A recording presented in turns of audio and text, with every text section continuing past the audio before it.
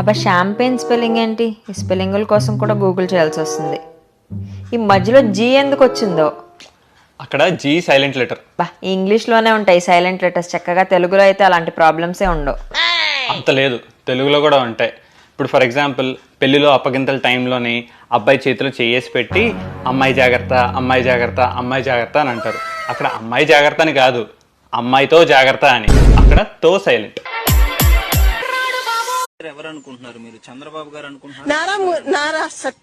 చంద్రబాబు నాయుడే బెస్ట్ అనిపిస్తుంది కానీ but NTR senior NTR, junior NTR.